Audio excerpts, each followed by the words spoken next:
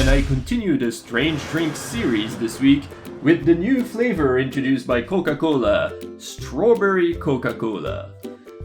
Apparently it came out this week, and I went to the combini as soon as I learned about it, and we bought some. I'm gonna try it live for you guys.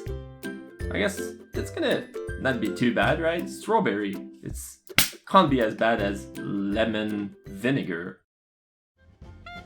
Oh my god.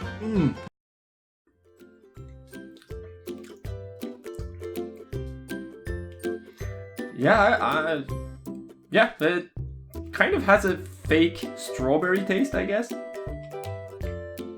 It's not bad. It makes it feel even sweeter than usual, if that's even possible.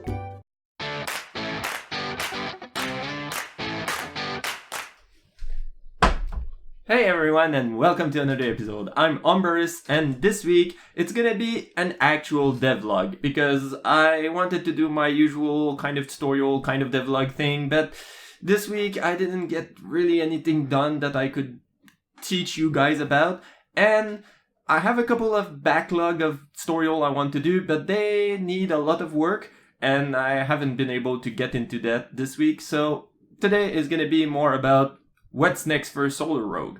And it's actually kind of interesting and exciting times for me because I'm actually really planning to do my release. I've been talking about it for the past 2 months, but really this week I've started looking at requirements for different platforms like iOS, Google Play, Steam, itch.io, and so on. Because you might think that all you need is just some executable for your platform of choice, but that's not actually true. There's a lot of work required to create the actual store page. And also, I'm not just talking about the assets required for like the banners and the description and the title of your game and so on. There's a lot of other stuff required too. There's tax form to fill. There's some costs associated with publishing usually. And there's also some time frames. I'm not talking about choosing when to release your game, but Steam has some requirements where you need to wait 2 months after you create your account to be able to publish your first game. And even then, when you want to publish a game, there's a required 2 weeks of coming soon page that you need to set up before you can actually release. And there's a whole bunch of other requirements like that. And each platform has their own requirements. And of course, like I was saying, there's also assets that you need to generate. Each platform has different requirements as far as screenshots or banners or icons and stuff like that you need to prepare. And the reason I'm making a list of those is that if I can gather a kind of package of everything I need, assets or art-wise, I'm thinking of maybe hiring an artist again to do all of them at once. This way it's going to have a uniform look and it's going to be much more professional looking. And if you're wondering, I've made a video before on how it is to hire an artist. And I think if you want to hire someone and have it done quickly and for as cheap as possible, the important thing is that you need to be organized and have everything you need right up front so that you can communicate all of this to the artist you want to hire. And for him, it's just going to make his life easier and he's going to be more willing to work with you. And the reason I'm finally getting to this point of looking at the platform and all that is because this week I also finally finished one of the biggest things that was bugging me still in the game, and that was the crafting system.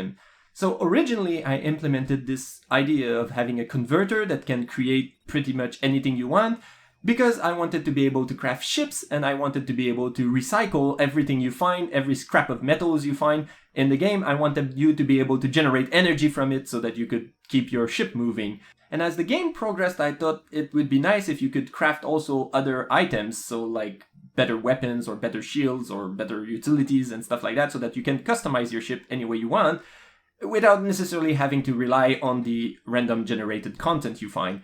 NetHack has a way of doing this also famously with the Wand of Wishing, where you can actually wish for any items you might require to get to the end game. It's something you get quite late in the game just to help you complete the game, and I was hoping to have something like that with the converter. But originally, the converter was supposed to be a matter to energy converter and vice versa, so I was thinking to only require a huge amount of energy to be able to build whatever you want. But I realized two things when I was doing this, is that first, it's kind of boring if you just need energy for everything, and then also it's incredibly difficult to balance properly, because either you give too much energy to the player and then he just builds a monster battleship with everything, or you give too little and then it's just useless because the player can't craft anything because they never have enough energy for it. So one of the way I found to try to correct that is that I required the player, for example, to have 2 lower level weapons that he would be able to use to craft a more higher tiered weapon.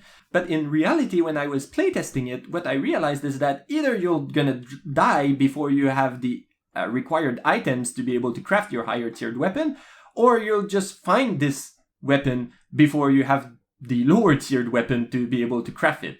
So it just wasn't really working the way I wanted. So after thinking about all of this for a while, what I came up with is I decided to introduce a new type of currency, if you will, for the crafting system.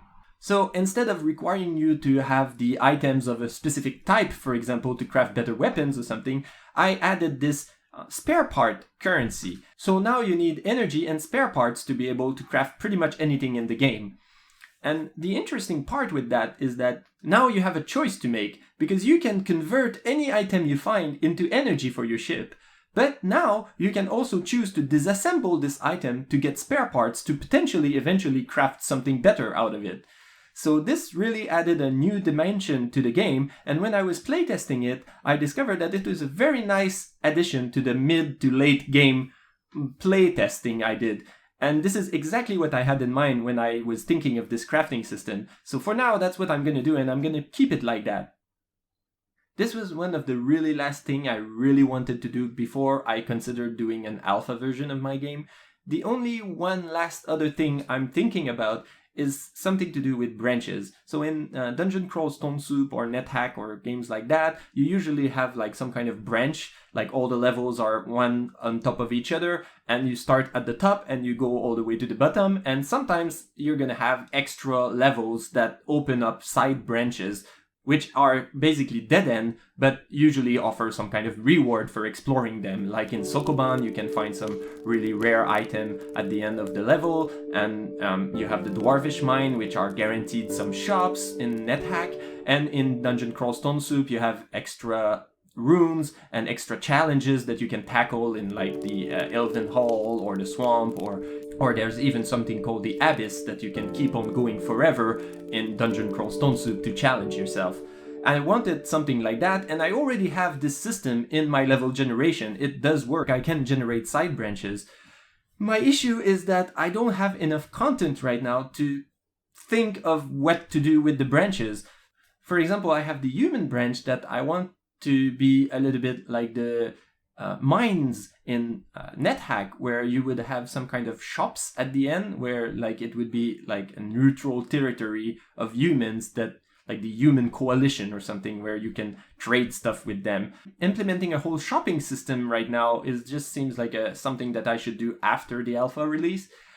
And for the other branches too, I don't have like unique monsters or unique loot that I could drop in these branches, so I'm not quite sure what to do with them, but I want to leave them there because it's more stuff to explore, but right now they just don't really serve any purpose, and I know if I release the game with this, well, it's gonna be one of the things that comes out in the reviews, is like, I don't understand what these branches do, I'm lost, I'm at the end of this alien branch and there's nothing there, what am I supposed to do there or something, and like, that's something I might want to avoid.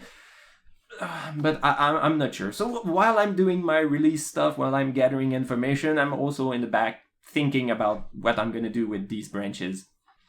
And that's pretty much it. That's what I've been doing this week. A lot of researching, a lot of planning, a lot of thinking, a lot of game design, and not much else. And that's why I wanted to keep this video a little bit short, because I haven't had much time to record more content for YouTube this week, because I was busy planning all of this. And I still hope you find it interesting to see how the process is going, how it's evolving, how Solar Rogue is coming together.